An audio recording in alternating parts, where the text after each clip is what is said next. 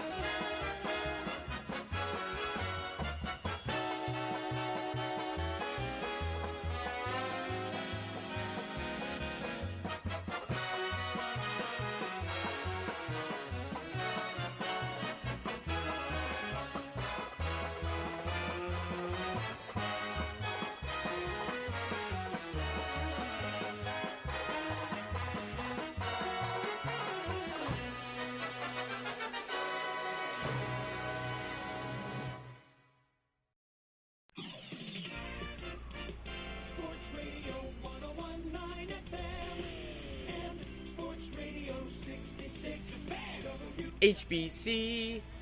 A doubleheader sweep and a Stanley Cup. Not a bad day to be a Tampa Bay sports fan. It is. A good evening to you and how you be. William Haynes here. You are there at 12:04 on this early Thursday morning. This Rays postgame edition of the William Haynes Show is live from the WHBC studio in Clearwater, Florida. Number to call the show, 877-566-1020. You can also tweet us at WHBC Official. The Rays go 2-0 on the day as they sweep the doubleheader over the Indians and cap off a 3-game sweep against them. The Rays now have won a few games in a row. They're 14 games above 500. And they are now just 2.5 games back of the Boston Red Sox for first place. The 4-game win streak for Tampa Bay has vaulted them into that position. They also picked up wins number 50 and 51, so reaching that milestone before the All-Star break is a good sign. I thought everything was good, was as expected. The offense, which has been routine or has been tracking on the upswing, has continued to perform very well. They score 8 runs in Game 1 and 4 runs in Game 2, but thanks to the combined no-hitter in Game 2, the 4 runs was more than enough to get the job done. Wander Franco's hitting streak continues. It's now extended to 8 games. They get another home run from Brandon Lau, and a collection of other characters continuing to get the job done. Kiermaier, who had been looking like he was getting into a bit of a hot streak in Game 1, he goes 2 for 3, driving in 5 of the team's 8 runs, and that was actually 5 of his 18 runs batted in on the entire season was in Game 1 of a 7-inning doubleheader game. So Kiermaier had a really terrific game as well. And not to bury the lead, Vidal Brujan makes his Major League debut, one of the top prospects in the Rays system. In 49 games with Durham this year, he's hitting about .260 with 9 home runs. He's also got 15 stolen bases. And if I didn't already say, one of the top prospects in the system, kind of a Ketel Marte type. I would say that's probably his ceiling, a guy that can play center, right field, wherever, and then also in the infield, mostly at second base, a guy that's got tremendous speed as well. Is a speed demon on the base path when he can get there. A guy that I didn't know had as much of the power. I'd heard that it had improved within the last year or so, and it seemed like he was swinging at just about every pitch that was being thrown against him. So no Wander Franco by any means, but it looks like he's got the makings of being a pretty good ball player as well. The move for Brujan was, of course, with the doubleheader, you're allowed to add an extra 27th man, but it's not just a one-time thing for Brujan. It looks like he's going to be here to stay, at least for now, as they had to option him back today just, with logistics and, on paper, but they are going to bring him back. So it looks like right now it's going to be Brasso that gets sent down, and instead that would at least make the most sense. I'm not sure why you would want to send a pitcher down and keep Brasso up when with Brujan there would be no real playing time left for Brasso. So it looks like the kids are coming up. I didn't really expect, both Wander and Brujan to be up before the All-Star break, especially with the Rays being as good as they are, 14 games above 500, or actually 15 games now. Actually, I was looking at the wrong card, and 2.5 games back of first now, with Boston being on a couple game skid and the Rays winning 4 in a row. So things are all good there. And then also the pitching was terrific. Michael Wacha having arguably his best outing of the season, allowing just a run over 6 innings of work in Game 1. Sheriff closing the deal in that one before he gets sent down back to Durham, as the roster moves are buzzing right now. Eric Neander has been very busy the last couple of weeks or so making all the roster moves. And then in Game 2, a combined no-hitter and a 7-inning doubleheader game. A lot has been made as to the legitimacy of the no-hitter. If you're asking me personally, I do not recognize it as a legitimate no-hitter. Major League Baseball does not. I was there at the game, both games actually, and I can tell you it just did not have the feel of a no-hitter. For a while, there was a ground ball by Oscar Mercado in the third initially was ruled a single, so I don't even think many people in the ballpark knew a no-hitter was going on by the time the game came to a close. It was capped off with an exclamation point, of course, with Vidal Brujan making a leaping grab against the wall in right field to probably save a double there and close off the no-hitter. And just for those variety of reasons, also that it's combined. I mean, if it was one guy, if Josh Fleming put up 7 innings of no hits, I would put it in the books with an asterisk next to it. But with this 7 innings and it's combined, I mean, you threw out 5 pitchers: McHugh, Fleming, Castillo, Whistler, Fairbanks. Not to take the wind out of anybody's sails or to take the fun away of it from anybody. It was a terrific game, but I don't necessarily see it as a no-hitter. That's just me personally. But the more important thing is that the Rays were able to capture multiple wins in a day. And as I mentioned in the open, they have now capped off a 3-game sweep over the Indians. The Rays, the last time they faced off against Cleveland in 2019, they were 6-1 in the season series. So their dominance over Terry Francona, who will be joining Kevin Cash in the All-Star game next week. Cash has definitely been on the winning end over a guy that he used to coach for in Francona. So that interesting dynamic, of course, there every time the two teams meet. And I understand, and I guess I was part of it as well. There was some amount of, not necessarily panic, but just not good things around the team. Of course, they had lost the 10 straight games on the road. And, the pitching looked like it was on the downswing. Some relievers looked like they were running out of gas already. I think now, looking back, I mean, Fairbanks mainly and Kittredge has bounced back well. I think that's all under control. I think those were just minor blips on what has been really terrific seasons for those guys and really the rest of the bullpen. Whistler has been good. I think his last couple times out since getting really demolished. So it looks like things to that extent are under control. And the defense, which was horrendous during that 10-game road losing streak, has been performing much better. Taking hits and runs off the board today especially was terrific. Some really, really good and flashy, plus whatever word you want to use, defensive play. When you've got, on a single infield, you've got Franco at third base, Walls at shortstop, Brujan at second base, and then with Choi at first. I mean, that is a really terrific infield that is hard to get ground balls through, when they're all in there together. So I think there are some makings of pieces that could be really good in the second half, and a team that we would hope, even with them being 15 games over 500, if they can go even on another run in the second half and go on a tear and win a bunch of games maybe in a row or in a short stretch, we're seeing those pieces kind of blossoming now, is what I'm trying to say, with Franco continuing to establish himself as an everyday big league player. Brujan getting in the mix as well, certainly showing some flashes, and the rest of the offense, I think, taking off as well. And Brett Phillips getting into the mix with the home run party as well. So good things all around there. The pitching good, the defense good, a lot of things to like today from Tropicana Field. So with that being said, we're going to take a short break. When we return, we'll dive into these two games. We're going to handle them separately, so do justice to game one, take another break, then do game two, probably take another break, and then we have the final series in the first half of the season to discuss. It's a 3-game weekend set against the Toronto Blue Jays at the Trop, and we'll preview Friday's game with the team being off tomorrow. So lots of things still to discuss, but obviously, as always, interested in taking some calls from some of you guys, some tweets, all that stuff, where to do that. So with that being said, we're going to take a short break. We'll be back in a moment.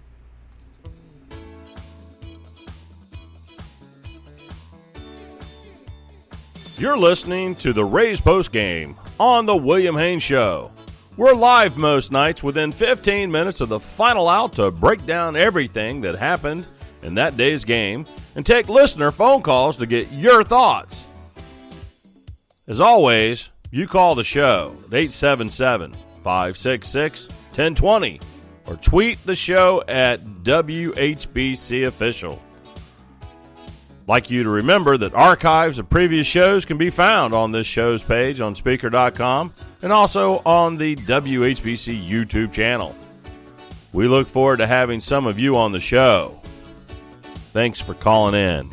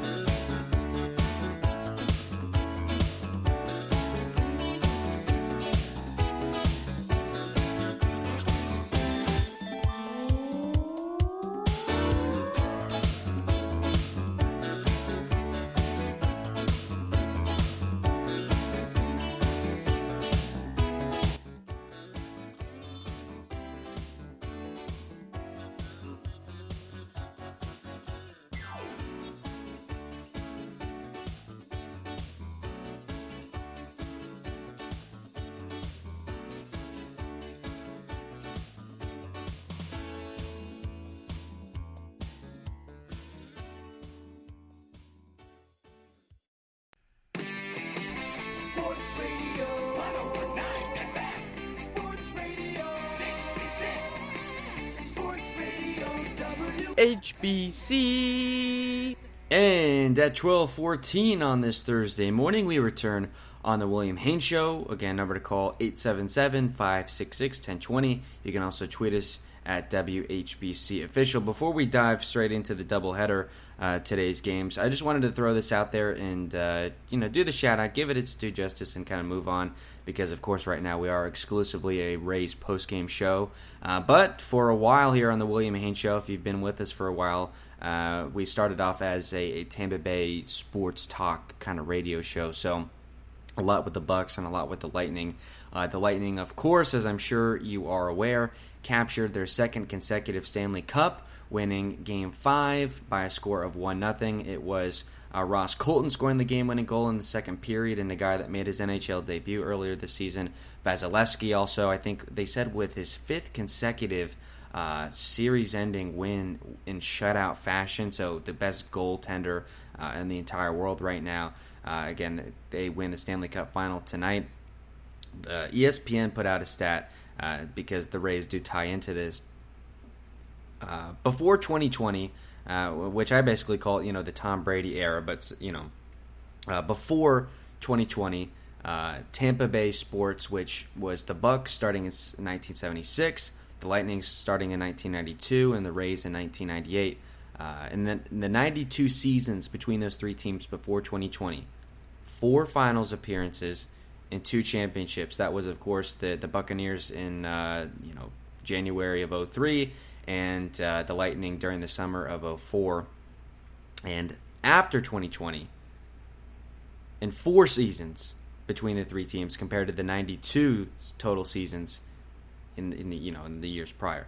4 finals appearances and 3 titles since the start of 2020, which is absolutely ridiculous. The Lightning capturing 2 Stanley Cups, the Bucks a Super Bowl, and the Rays coming a couple games shy of the World Series, but obviously winning the American League en route to doing so.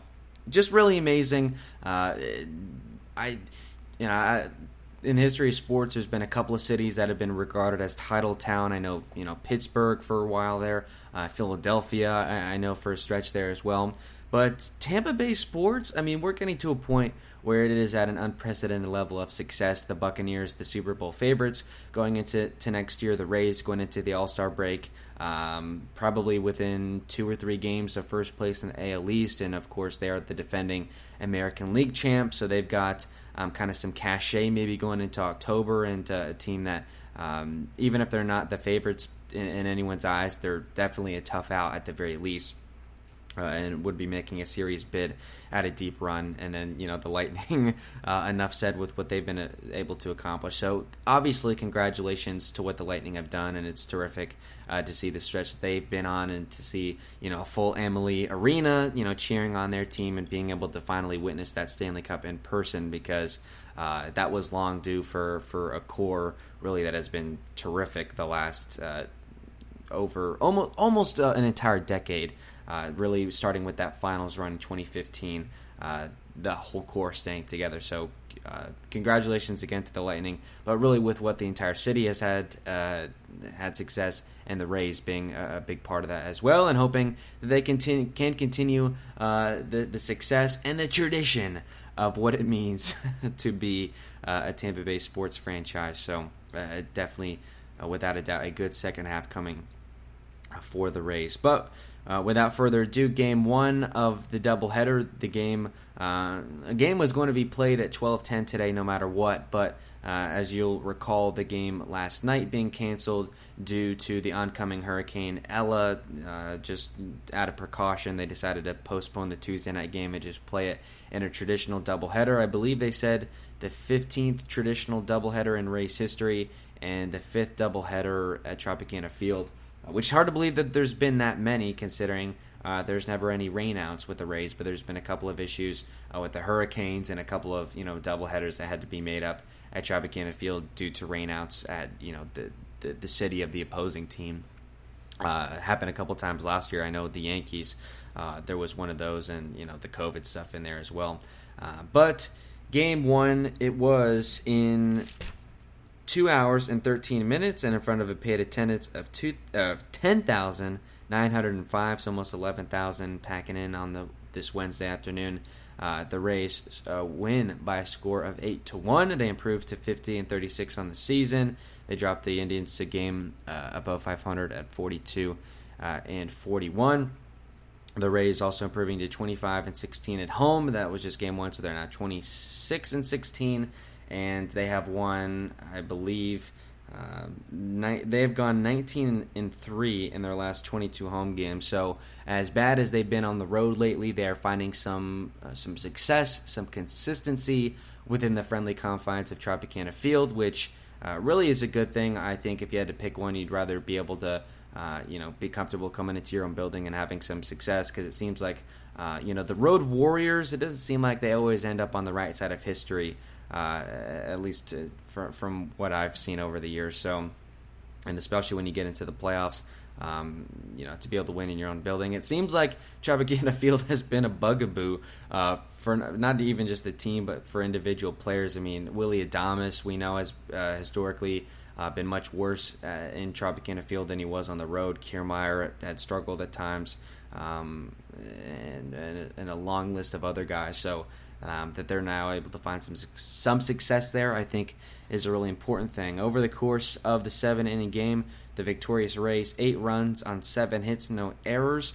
And for the Indians, it was just 1 run on 4 hits, no errors defensively for them. The pitcher decisions, it was Michael Wacha. His win moves him to 2-2 on the season.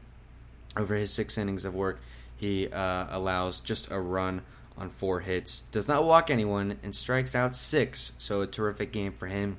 And as I said, one of his best starts, if not his best, of the season. And getting the loss For Cleveland, it was the right-hander J.C. Mejia. He gives up 6 runs over his 2 2/3 innings of work. It drops him to 1-4 on the season. The starting lineup for Kevin Cash: defense first in the outfield from left to right, Brandon Lau in left, Kiermaier in center, Phillips in right, and then in the infield from third to first, Wendell at third. It was Taylor Walls at shortstop, Vidal Brujan at second, G-Man Choi at first, Mike Zunino did the catching, and Austin Meadows at DH. It's been a pretty routine lately, and now throwing in all these extra names and changes. Brandon Lau getting a rare start in the outfield. Obviously, Brujan getting in the mix, making his Major League debut. And then Taylor Walls, who has, I think, made his second start today off the injured list with that sore wrist that he was playing through actually for quite a while. And out of precaution, they put him on the IL, and it looks like he's no worse for wear. Not as much success in the at the plate in Game 1, but had a couple of RBI singles in Game 2 that we'll talk about later during the program. Against a right-handed pitcher, they continue with that strategy of just stacking all the lefties at the top and all the righties at the bottom. And with the slew of switch hitters that they had at their disposal, Game 2 of the doubleheader, 4 of the 9 hitters in the lineup were switch hitters, which I think is also an interesting look in to maybe this franchise's future because of all the talented youngsters that can hit from both sides of the plate. Francisco Mejia, who's been a part of this group since opening day, but also Wander Franco, a switch hitter, Taylor Walls, who we know about, and then Vidal Brujan, another switch hitter. So years past when we've been hearing these names and how they've been doing it, Port Charlotte and Montgomery and throughout the minor league system, that they're these great players. They're also switch hitters, which is just one more tool that they have out of everything that they already have going for them. It just makes them even that more dangerous at the plate when they can always get the best possible matchup in any situation, and that makes it absolutely brutal to match up your pitching staff against them. Not just how you're going to use your starting rotation, but how you line up your bullpen. Because no matter what, you're losing that righty-lefty advantage about half the at-bats in the game, no matter what you do. So I'm really interested to see if they continue with that stretch. I don't think those 4 are going to play on the same day very much, but when they want to give an opposing team and an opposing manager fits, they have that ability to go into their bag of tricks and do so. But we talked about this week that aggressive strategy of putting all the lefties at the top against a righty, trying to score some runs early in the game and tip the contest in your favor, get the starter out early, get the momentum on your side, and lock it down with pitching and defense, which is a part of this team's DNA. And that plan was certainly successful as they were able to put up 3 runs in the first inning, 3 more in the third, and as I said, they tagged 6 runs on the starter, Mejia. And just by the way, the batting order, it was Lau, Choi, Wendell, Meadows, Brujan, Kiermaier, Walls, Zunino, and Phillips at the bottom. So Wendell hitting at the top. He has not been getting a ton of playing time lately with, again, the log jam among the infield, and Vidal Brujan just adding to that mix. But Wendell continues to be one of the best average hitters that this team has at 276, and had a hit today, and always seems to be coming up in some clutch situations. Hit a one-out double in the third and came across the score on that 3-run shot for Kiermaier in the third, so was in the mix in the scoring there today. So looking at the situations during the game, as I said, they scored 3 runs in the first. It was a 1-out walk for Choi, and he's been terrific with the at-bats, particularly early in games. It seems like whenever he hits in the top 3, he's always working a walk in that first inning or hitting a single. I think he's also hitting 450 on the year when he swings at the first pitch, so you're kind of darned if you do, darned if you don't when you're facing Choi, particularly early in games. Wendell kind of runs out a double play ball. He moves to second on a hit by pitch to Meadows. And J.C. Mejia was pitching inside to those left-handers. I don't know if that was intentional, if he didn't even want it in the zone, but he was trying to back guys off the plate. But it looked like he was going out there looking to hit people. I know not his intent, but it's just what it seemed like. And then in Vidal Brujan's first major league at-bat, he hits an RBI single to drive in a run and give the Rays a 1-0 lead. Taking a look at that at-bat, and he was certainly swing happy, and he started in the lineup both games, so he got 6 total at-bats. On the day, obviously with the switch inning, it was righty on lefty in favor of Brujan. Swung at a couple of sinkers to make it 0-2. So then maybe you're thinking, well, this isn't going to go so well with first and second and with 2 outs. Then takes a pitch inside and then gets a pitch that he swung through, the sinker. He was getting all sinkers at 92 from Mejia and just rips it into right field for his first hit. His first run batted in, and later in the inning, he also added his first run scored on a 2 RBI double, actually, from Kevin Kiermaier, and a guy who's been looking really good at the plate as of late. Some less swing and miss in his game, and some more solid contact. When he's going bad, it's weak grounders, rollovers to first base, and ugly strikeouts. But when he's going good, he's ripping doubles, not just down the lines, but also up the middle, really spraying it all across the field. And a guy that, when he's going good, as I said, hard to get pitches past him. I mean, he puts good swings on just about every pitch, but when he can connect, it's something really to marvel. It was on a 2-2 pitch, and just got a changeup kind of middle down, and Kiermaier digging for it, as he always does, but making contact off of it again. And that was KK's 10th double of the year. And a guy going into the game that only had a home run and 13 RBIs. We talked about that, I think, in our last show. That it's hard to believe that his numbers have been that low. But just in one game, adds a home run for his second of the year and 5 runs batted in. So 5 of his 18 RBIs on the season came in one 7-inning game, which is pretty incredible. They go down in order in the second. Then in the third, a 1-out double for Joey Wendell, his 21st double of the season. Really hard to believe every time you look at his power numbers. You're like, whoa, he's got 21 doubles and I think probably 7 or 8 home runs at this point. Has been much better at getting some lift under the baseball, but is also a great singles hitter as well as he's always been. Then a walk to Meadows. Vidal Brujan puts it on the ground to shortstop. But he is able to move the runners over, so instead of first and second, it's second and third. So you definitely take that exchange for the 1 out. But with 2 outs and second and third, Kiermaier comes back up, who came up big the first time. Was he going to do it again? Just needed a base hit to make it 4-0. And forget that, he just put one into the seats. 374 feet to right, 3-run homer, his second of the year.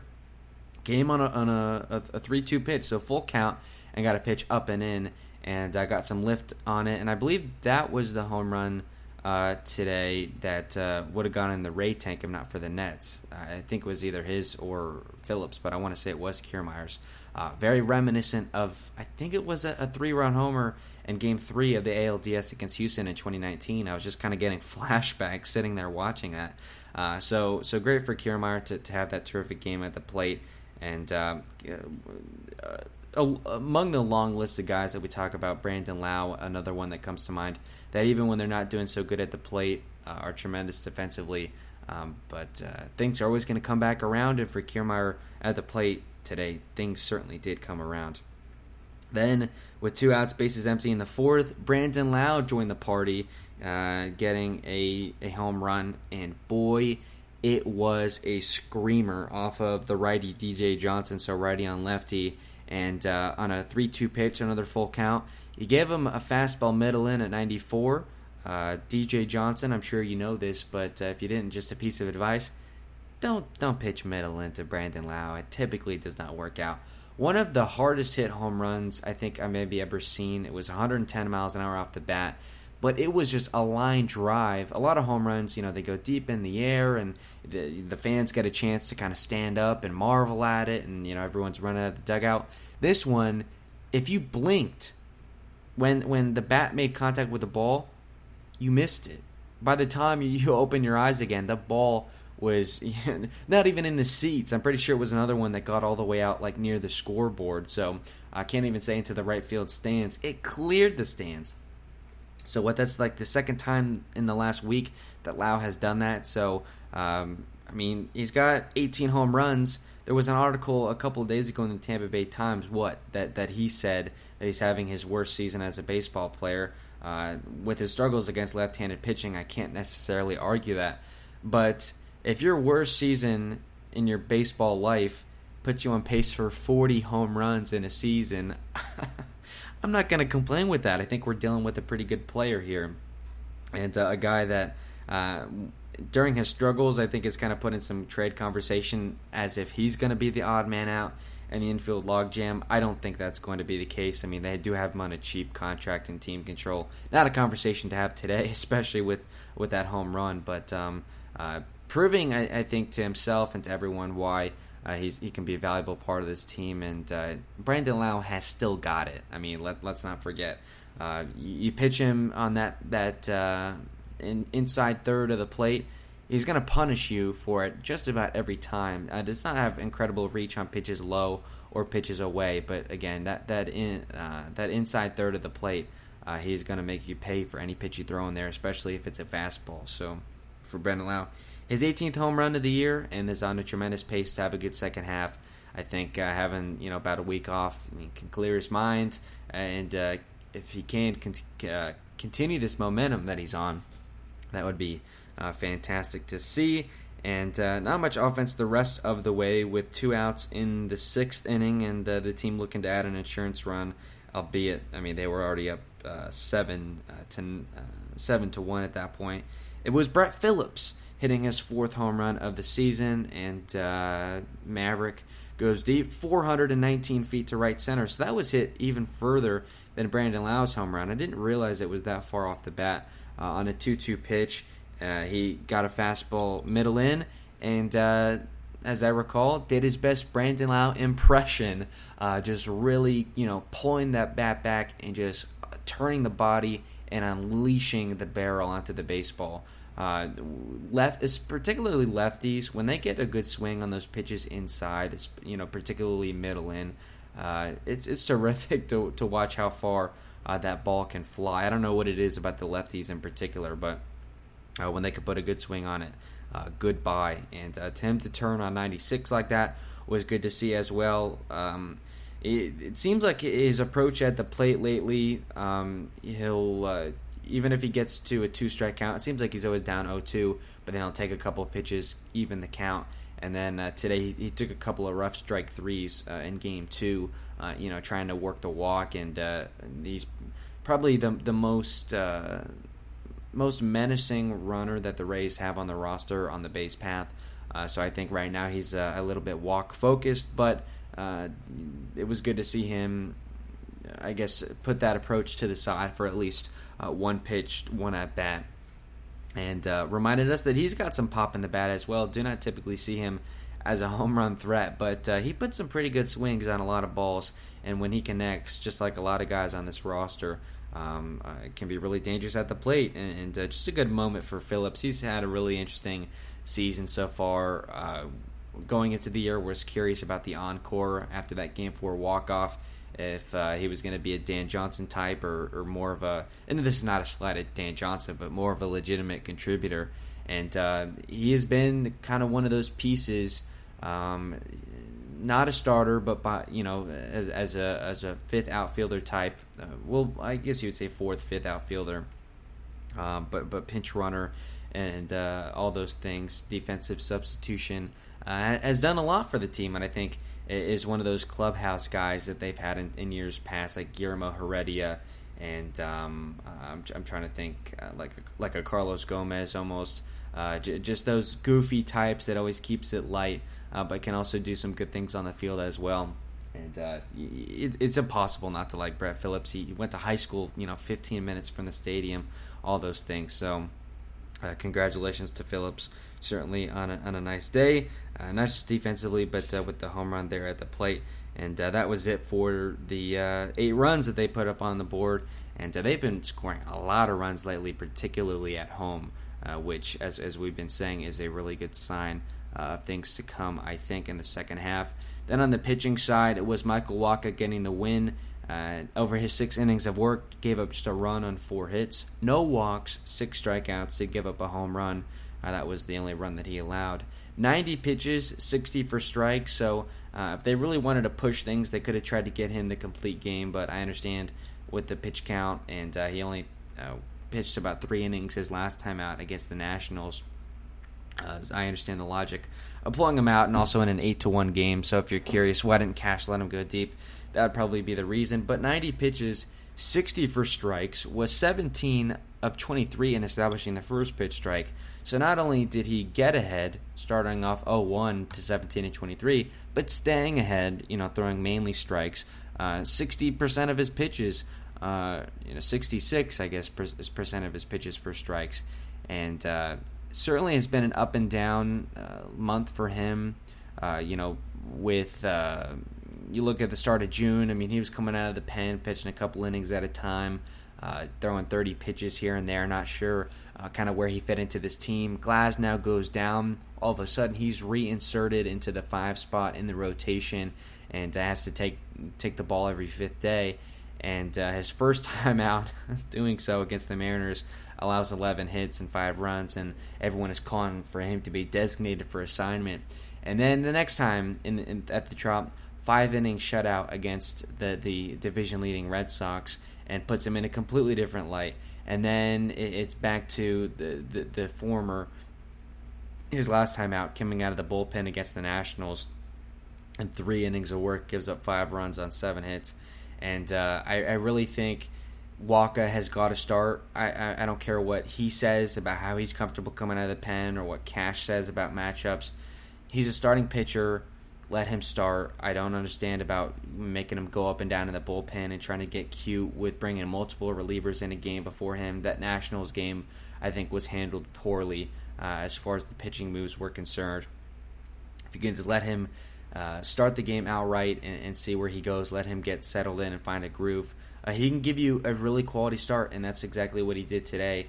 Interesting, the velo was down, maybe not from the Nats appearance, but from the Red Sox start. That Red Sox start on June 24th, he was throwing 95, 96 on the fastball, which we had never seen really this season. So either there was something wrong with the radar gun at the Trop that night, or there's not necessarily something going on, but maybe a change in approach. Was back to kind of the 92, 93, 94 on the fastball, and that moves the cutter to about 86, 87. In his game against Boston, I mean, was throwing 96 on the fastball, like 91 on the cutter, and obviously that's a much different dynamic, but back to the high 80s with the cutter, and was placed nicely. It looked like his stuff had good movement, and as he did also in that Red Sox start, because that Nats appearance is like impossible to evaluate with it was already a blowout when he came into the game and everything. But like with the Red Sox start, would get ahead with the foul balls and even got some good swing and miss stuff, and then would go to that changeup that he uses like a slider down and away to right-handers and down and in to the lefties, and which the Cleveland does not have many of, but getting some good swing and miss on that as well. Out of his 90 strikes, 13 of them called strikes, 17 of them swinging strikes, so some good swing and miss in there as well, and 14 foul balls, so racking up the strikes there as well in all departments. So really good stuff for Waka. Let him start, obviously. I know the Indians lineup not the best in the big leagues, but you can only do well against who you're up against, so that's exactly what Waka did. And closing the game out in a blowout was Ryan Sheriff, who was called up in place of Manuel Margot, who we'll talk about in a second. Sheriff, just a scoreless inning, walked him in, but struck a couple out, 16 pitches, 11 strikes. After his horrendous outing his last time, I was not sure really if he was going to have any future with the Rays. I thought, and I'm not very reactionary in this regard, but I was even thinking that he was a potential candidate to be designated for assignment, just how bad he looked. But they continued to stick with him. They sent him back down like right after the game to bring Fleming back up off the IL. And with Brujan up to stay, I don't think there's room maybe for Sheriff. He goes back to Durham. And if there's some kind of injury with the bullpen, Ryan Sheriff is already down. Say another guy gets injured, Sheriff would probably be the first guy up. And so you go from there. So good to see him, have a better outing. And 7 called strikes, 1 swing and miss, and 2 foul balls. So was just kind of carving guys up on the taken pitches, it looks like there. So Overall thoughts on Game 1. Also, Bruhan picking up his stolen base. So already in his Major League debut, checking off a lot of boxes, as did Wander Franco. So that was good to see. The home runs, as I mentioned, a great day at the plate for Kiermaier. And then also with Lau and Phillips hitting very similar looking home runs. Lau, you feel good about at the plate right now, which we have not been able to say that very much this season. And that's definitely a good sign, and a lot of other guys getting into the mix as well. I mean, Meadows 1 for 2 with a walk, Choi working a walk as well, Wendell with the hit. So in a 7-inning game, you're not getting as many at-bats, obviously, but there was some other guys in the mix other than what we mentioned. And as we have said, Walker a good start, and that comes together for an 8-1 win in the first game of the doubleheader. And when we come back, we will talk about Game 2. So we're taking another short break. When we return, talking Game 2, talking Friday's game against the Blue Jays and the rest of that series. So a lot of things still to come. Make sure to stay with us. We'll be back right after this.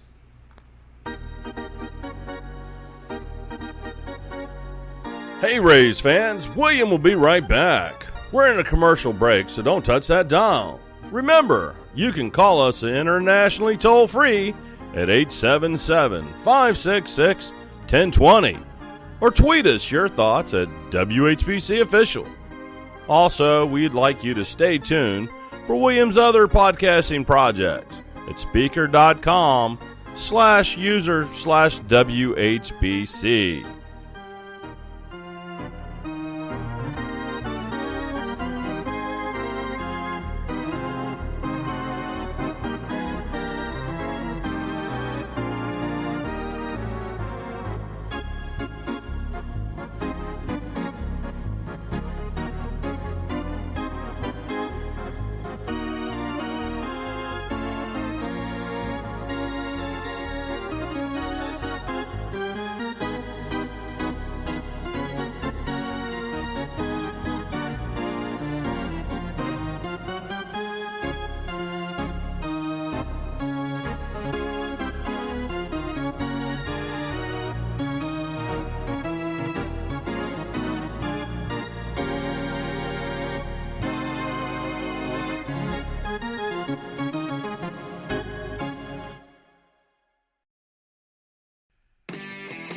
Sports Radio 1019 FM. Sports Radio 66.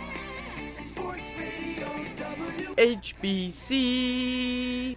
And at 12:44 on this Thursday morning, we are back on the William Haynes Show. We are discussing now Game 2 of the doubleheader, and it was 2 hours and 4 minutes, and in front of that same paid attendance of 10,905, it was the Rays 4-0 over the Indians, getting another shutout on the season. I didn't pick up how many or what number the shutout was, but I know they've had, I want to say like 5 or 6 already this season. It advances them, the Rays, to 15 games over 500 at 51-36, 26-16 at home, 19-3 in their last 22. So very good at home as of late. And Cleveland is now at 542-42, and they are 8 games back of first place of the White Sox. And also, by the way, the Indians have lost 9 games in a row. So coming into the series losing 6 straight, the Rays send them packing with a 3-game sweep. So taking care of business, to say the very least, a team that they're supposed to do well against, and they most certainly did. It's hard to sweep a doubleheader as well, and the Rays in very convincing fashion with the combined no-hitter in Game 2.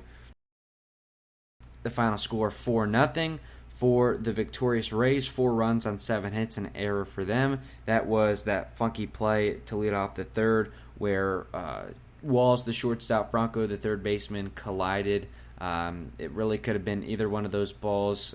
Conventional baseball knowledge would tell you the shortstop, like the center fielder, I guess those kind of plays default to them. The shortstop being kind of the captain of the infield. That's, his ball if he's in range of it. But Franco, a traditional shortstop himself, playing over at the hot corner in Game 2. And one of them's got to call that ball. I mean, I know it's coming up on you quick, but there's got to be some kind of communication Walls said after the game that he said he agreed with it being called an error, so I don't know if that was just to keep the no-hitter or what. And what's weird is the error was charged to Franco, not Walls.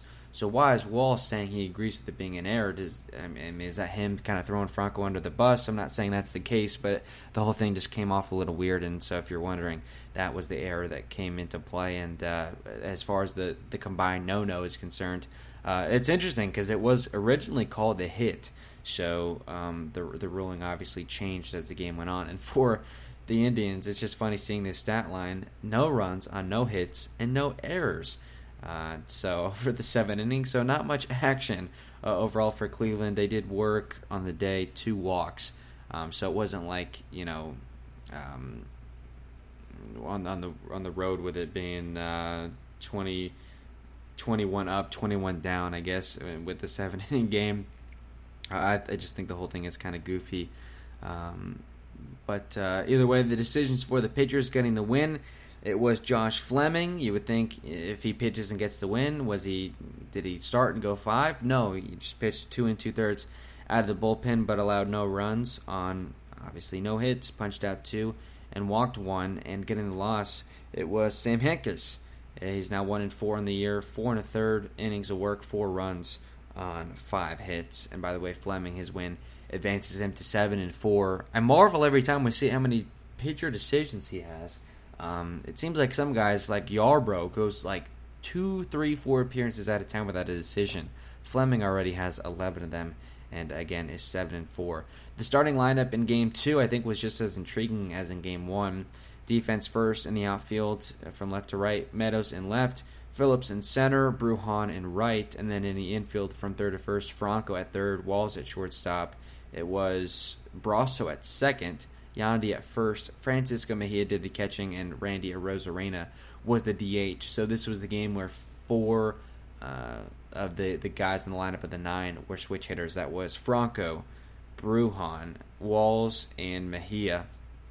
And as I said, not a collection of guys that are probably going to play together a lot. I mean, maybe 3 of the 4, 2 of the 4, and that's still better than nothing. I mean, the Rays went a while without having a switch hitter available.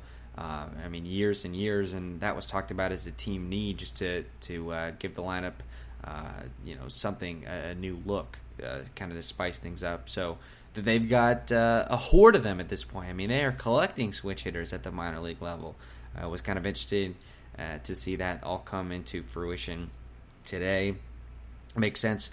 They split the catcher's time, and a lot of guys. Franco, I think this was the first game that he did not play in since he's been called up that the Rays have played. So it makes sense that you don't want him to play 2 games of the doubleheader, even with the off days in between. And that works out as well. You have a day off going in, you have a day off to follow, and also with the 27th man added, the team being no worse for wear, and they're only 3 games away from the All-Star break anyway. So I think things are all breaking in the Rays' direction as far as that's concerned, which is a stark contrast to, as far as what the Rays catching a break with the scheduling.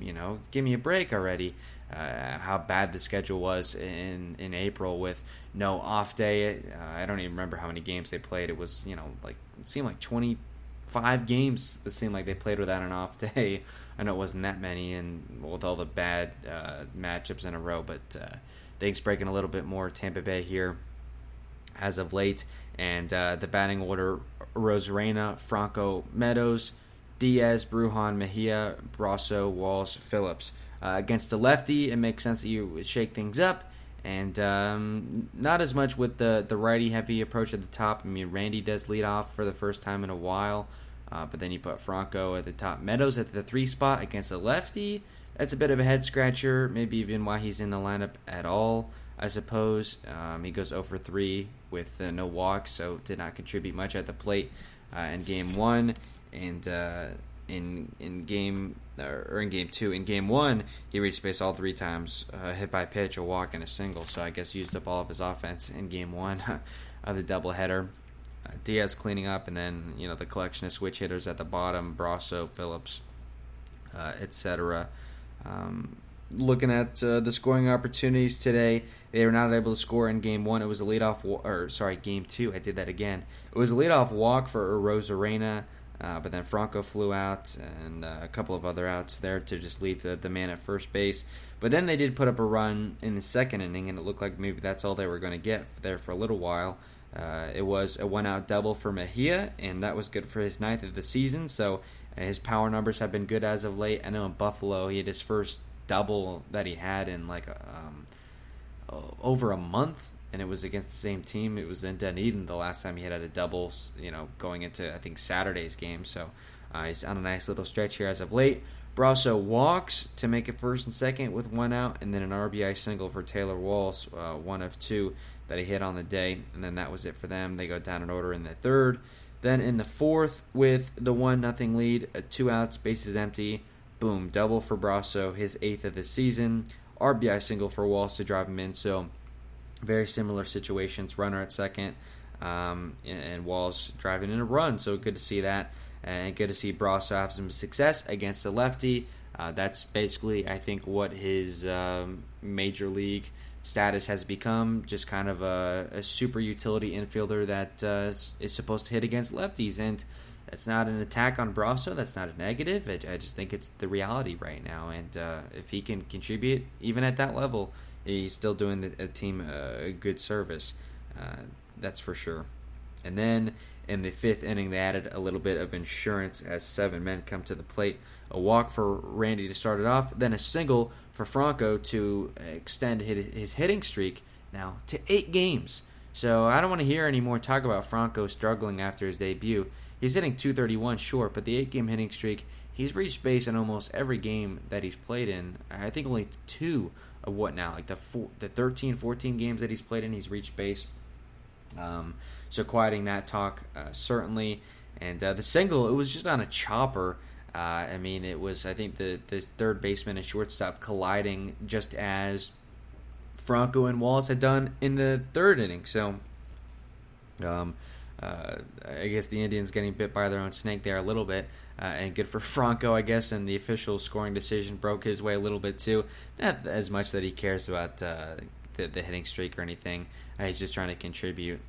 But it's a nice little thing that I've been keeping my eye on. I figured I'd throw this out there. Anyone that watched the game on TV today, and I went back and checked because I was curious if the microphones picked it up both on the radio call and on the TV broadcast. During Wander Franco's at-bats, I usually do it when the pitcher, make contact with a rubber. The old Wander Franco chant. If you hear that, and really any game, because I try to go as many home games as I can, that's me. And that's William Haynes of the William Haynes Show doing those chants, making it work. I got a pretty sizable amount of people behind the chant in Section 204 today. It was a great time out there in the stands with my buddy. Shout out to Isaiah, and it was fun and encouraging Franco and getting them. I feel like we were as much a part of that hit in the fifth inning as he was. I say that with a tongue planted firmly in cheek. But I've had a ton of fun with Franco since he's been called up. Just a fun player to watch, and has already wormed his way into my heart as maybe my favorite player on the Rays. As crazy it is to say. But as I've joked before, the wanderlust has taken effect in me for sure, and I'm sure a lot of the other Rays fans feel the same way. Some incredibly slick defending from him as well. I mean, going to a knee or making a dive and then popping right back up, and always 10 out of 10 times straightening out and making an absolute dart of a throw to first base. Not only is it quick, but it's on a clothesline. I mean, it's hitting the first baseman in the chest. Gone are the days of, not to call out Adames, but even Wendell, Diaz, even over at third base with those low or wide throws or whatever. Why Choice had to be doing the splits over the past couple of seasons. But with Franco at shortstop, those days might be over in main part when he's manning either the hot corner or the shortstop position. So Franco getting it done from both sides of the plate, and it is a treat to watch each and every time. We got to make that chant a thing. If you're at Tropicana Field and you hear me doing the chant, please feel free to join in. I'm really trying to make it a thing as much as I can. I don't even know if he liked it. He called time in one of the at-bats, but looking back, it was just because the pitcher had come set and was taking too long to throw. So I don't know. Someone ask him if he likes it or not, but either way, I'll be doing it for the time being. I'll be at Friday's game from the outfield stands this time, continuing the chants out there. So good stuff, certainly. And with Franco getting on base, that made it first and second. And like Brujan had done in Game 1, it was Meadows grounding out to first base to move first and second to second and third with one out. So you take that trade for sure. And it was Yandy Diaz, who can? The Yandy man can, as we led up the show yesterday with a 2 RBI single. And so another good day at the plate ultimately for him.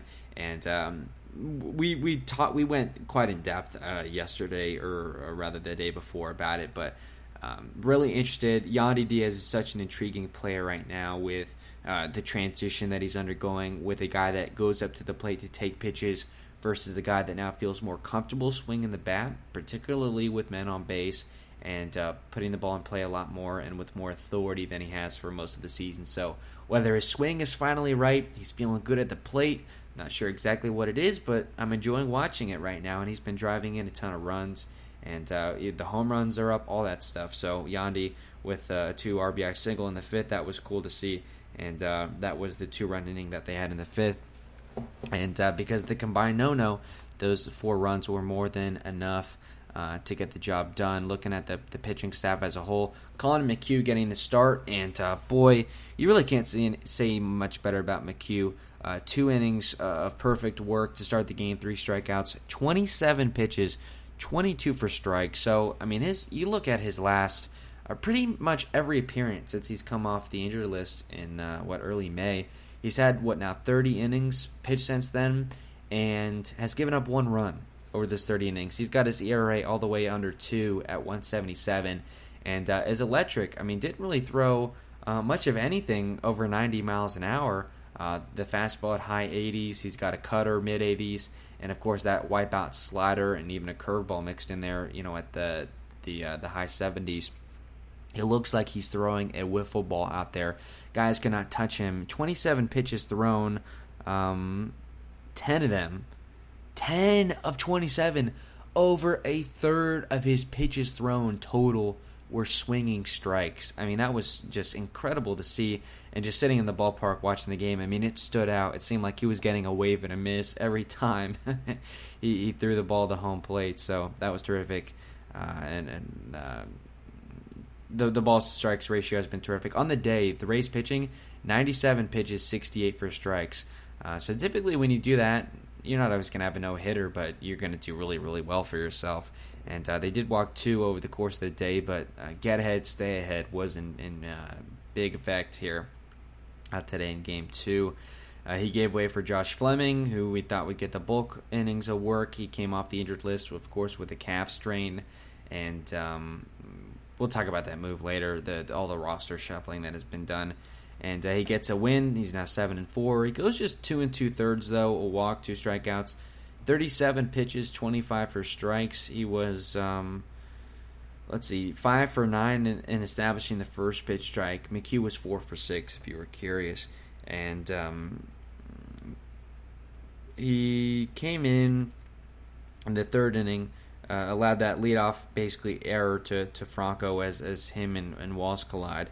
But then gets a double play ball, puts the 1-2-3 hitters down in order in the 4th, retires the first 2 men in the 5th, then walks the pinch hitter Owen Miller, as Francona, you could tell, was trying to chase Fleming there to give his team a chance. And I guess he called Cash's bluff, and Cash went through with it. He came out to the mound and pulled Fleming. I don't necessarily understand that. I mean, at that time, it was a 2-0 lead, was it? Yeah, a 2-0 Rays lead. So bringing the tying run to the plate, I guess I do you somewhat understand that in a 7-inning game, and with the off day tomorrow, you can lock it up. But I mean, Fleming had it under control. But instead, they go to Castilla, who just retires the one man that he faces, Mercado, to get out of the 5th. Then they go to Whistler in the 6th, and he walks a man with 2 outs, but also picks up a couple strikeouts in a clean inning, 18 pitches, 11 strikes. That's not as much the issue with him. It's just our guy squaring up the slider. The Blue Jays certainly did that. The Indians were not able to, so maybe that's just going to be a thing for Whistler. It's either he's going to be fine, routine, or he just gets really picked apart by a lineup that's hitting well. So not a guy that you're comfortable with having in the back end of games most nights, but it was fine tonight.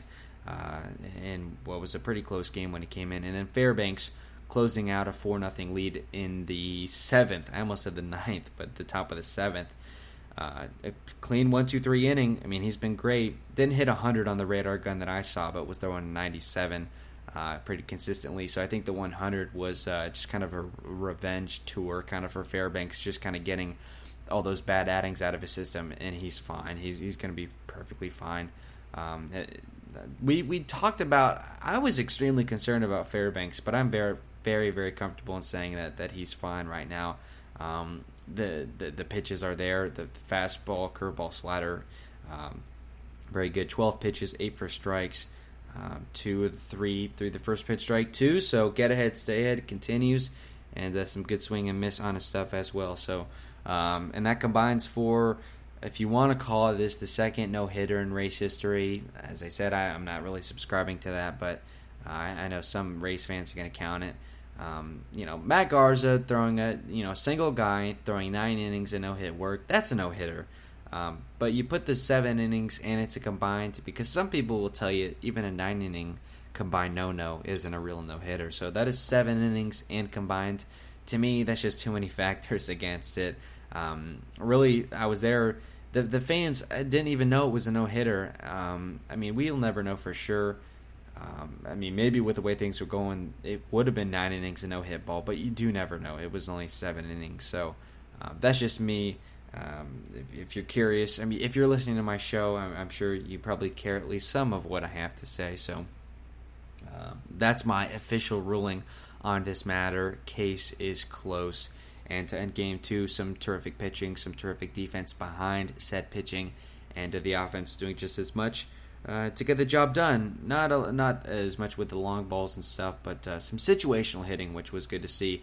A mix, a little bit of everything. 3 for 8 with runners in scoring position, and in game 1, just in case, 3 for 5. So, things are going well when you don't have to look at runners in scoring position, because what we always say, when the team loses, I always say, all you need to do, you don't even have to look at the final score, just look at the runners in scoring position, and I can tell you if it's a win or a loss.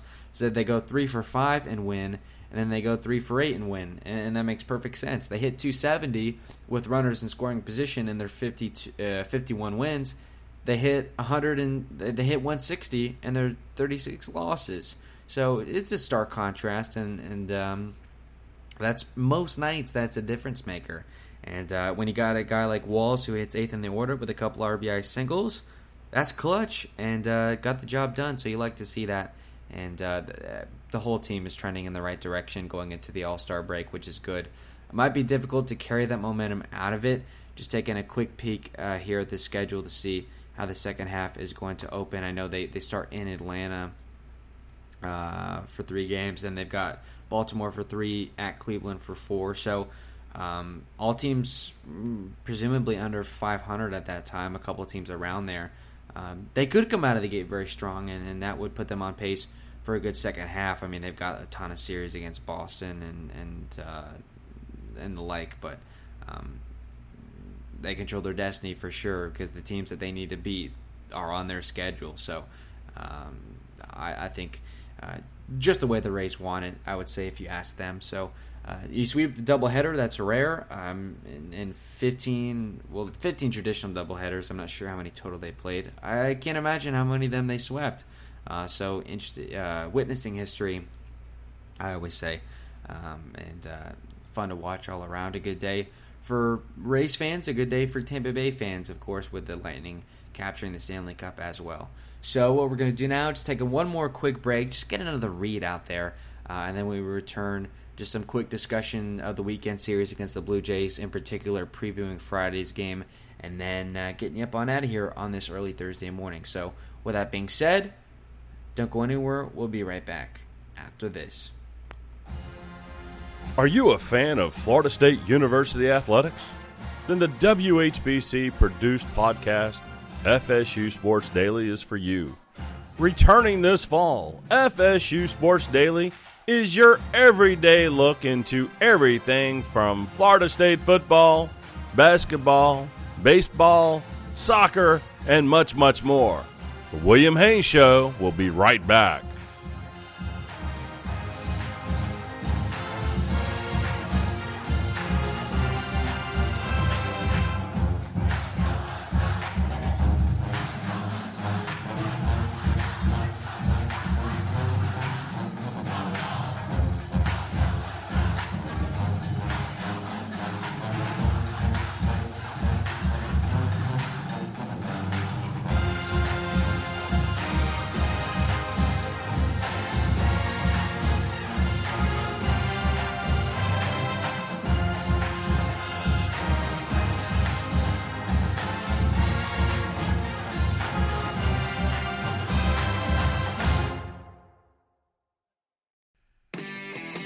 Sports Radio 1019 FM. Sports Radio 66.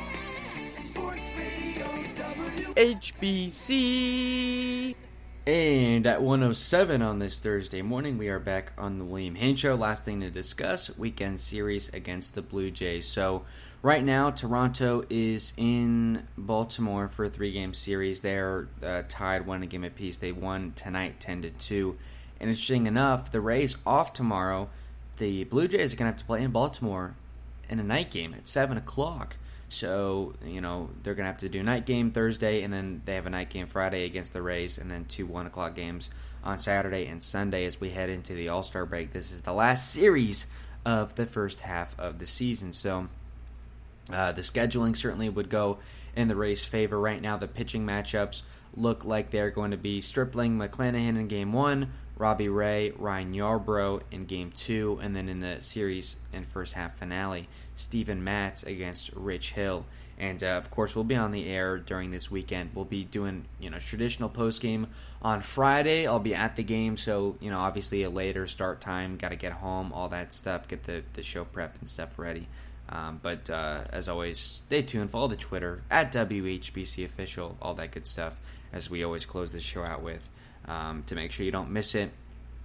And previewing tomorrow's game, as there's not much to talk about, how the Blue Jays have been lately. We just played them July 2nd through the 4th, the July 4th weekend series that the Rays lost 2-1. The Rays able to capture the finale to end the road losing streak, but they were performing poorly, you would say, for most of that series. So a chance to get them in your building. Games in the Trop between these two teams are always weird, and they always will be. But the Rays are playing hot right now. I know the Blue Jays are as well, but you feel a lot better about Tampa Bay than you did when these two teams faced off the first weekend of July, for certain. As we said, in Friday's game, Friday night at 7:10, it'll be the righty Ross Stripling against the lefty Shane McClanahan, starting with my man Sugar Shane. The 24-year-old left-hander is 3-3 on the season with a .418 earned run average. His last time out, you guessed it, against the Toronto Blue Jays, gives up 3 runs on 3 hits over 5 1/3, a home run allowed in there as well, 2 walks, 5 strikeouts, and 71 pitches. So, has yet to reach the 90-pitch barrier on the season. I mean, he's pitched 89, but that was the season high. I'm still waiting for them to completely take the leash or kind of the training wheels off of him, if they ever do, maybe in the second half at some point. Right now, he's their number 1 starter. Not a replacement to Glasnow by any means, but you would say is the closest thing to that, the power pitcher. And his last time out, I thought, was some of his best stuff that he had thrown all season. The slider was terrific, getting some nasty swing and misses on that. But starting ahead with the fastball, the slider was the put-away pitch, but he's also got the changeup and the curveball that are terrific called strike pitches when they're executed effectively. And Mike Zunino has got to be the catcher on Friday. Shane McClanahan has been much better with Z catching him. So, and I think Kevin Cash has figured that out at this point. You look at that game, 1-2-3 in the first, Simeon, Bichette, Guerrero, so that was a good start. A home run to Springer to start, just a home run down the middle of the plate, and got out of a jam later in that inning. Worked out of a one-out walk in the third, down an order in the fourth, down an order in the fifth, and then things came apart in the sixth, which is maybe their concern with having him, I don't know what, see the lineup a third time through, or fatigue issue, I don't know, probably third time through. Got Bichette to fly out to start, then a double to Guerrero, a walk to Springer, and then they put in Whistler, and he gives up a couple three hits. So that's where the earned runs came from. So most of the day, McClanahan was very dominant, and as hard as it is, I guess, to see the same team back to back, it's the first time McClanahan is doing that in his big league career. I honestly like him in the matchup, and I think you would feel good about the Rays' chances in that game. And you look at his counterpart, it's the same game as it was on July 3rd. McClanahan against Stripling. Ross Stripling, the 31-year-old right-hander, is 3-4 on the season with a .406 earned run average. His last time out, you guessed it, against the Tampa Bay Rays, 1 run on 2 hits over 5 2/3. Gave up a home run as well. That was to Margot. 3 walks and 5 strikeouts. So he was kind of working himself out of jams most of the game. Down in order in the first, go the Rays. A leadoff single erased. Down in order in the third, so not a lot going against him early. And then the leadoff home run in the fourth for Margot. Nothing after that. Nothing in the fifth. A 2-out walk. That's it. And then in the sixth, a 2-out walk issued by Stripling, and then he's relieved. So I guess I said working out of jams, but not really. I mean, just was dominant, I guess, the whole way through is really what it turned out to be. Outside of that home run to Margot, I mean, he would have been perfect and on pace for probably 6 scoreless. Yeah, the scouting report for him, got that fastball at about 92 or so. Got the slider mid-80s off of that, and has a changeup and a knuckle curve in there as well. So basically fastball, slider, curveball, because the changeup, I think, plays kind of like the slider. So a guy that they had difficulty squaring up the first time, and we'll see where they go from there. The lineup against him was Lau, Margot, Franco, Choi, Rosarena, Diaz, Wendell, Zunino, Kiermaier. So a bit interesting in the lineup that they put against him. Second lefties against the righty. They may decide to do that again. I'm not sure. Brujan will, you would assume, maybe be in the mix, so things are going to be a bit different. And that leads us, we still have a couple more things. I keep pushing it off. I got to get to it. And so, hard to predict the lineup against them. We're just going to have to see with how things play out. If Brujan is indeed staying with the team, if Brasso goes down, all those things kind of impact where the roster goes. So we'll have more for you on that on Friday night. And then after McClanahan, he probably goes 5 or 6, and the bullpen is perfectly fresh behind him. Fire Eyes, Castillo, Fairbanks, the 3 high leverage guys, but then the rung, not the B bullpen, but the rung below, which would be Kittredge and Springs mainly, and Whistler if it's a blowout, or those kind of guys, because it looks like there may be some pitching decisions to be made coming here. I don't know, because it doesn't look like Sheriff is going to be part of the picture moving forward, and that finally leaves us to what we have to discuss. Earlier today, the Rays placed Manuel Margot on the injured list, which was as expected with a left hamstring strain. He did that running out an infield single in the 9th inning of Tuesday's game that opened the door for a walk-off win, as the pinch runner Phillips for Margot ended up scoring the tying run, and then it was Yandy Diaz on a bases-loaded fielder's choice to walk it off. Ryan Sheriff was recalled from AAA today to take Margot's spot on the Rays active roster, with Brujan being the 27th man. So Brujan technically wasn't on the 26-man roster at all. After Game 1, they optioned Sheriff back down to AAA, call Fleming up from the injured list so that the 26th man is set without Brujan. They're saying that they want to have Brujan back, so as we said, that likely means Brasso goes down. I can't really see any logical explanation outside of that. That's pretty much a one-for-one swap. But with Brujan being an infielder and an outfielder, I don't know. He's more versatile, so they could keep, I guess, Brasso if they want, but why would you want to send a pitcher back down?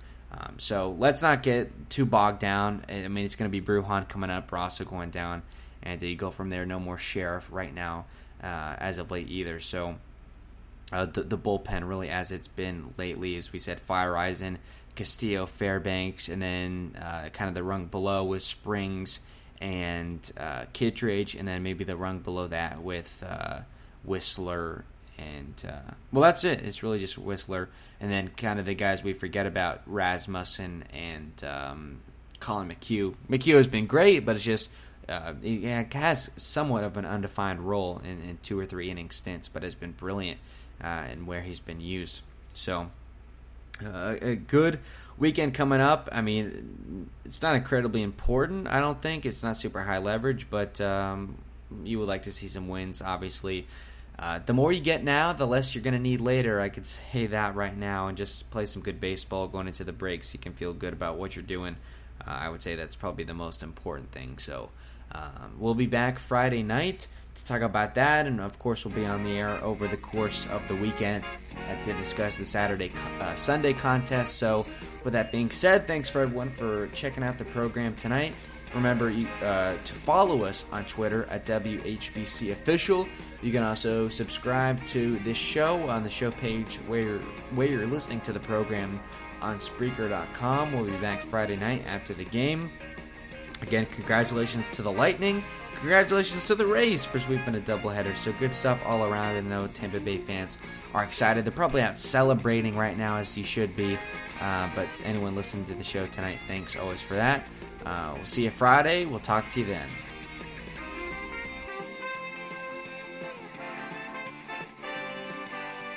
Sports Radio 101.9 FM and Sports Radio 66. The Fan. HBC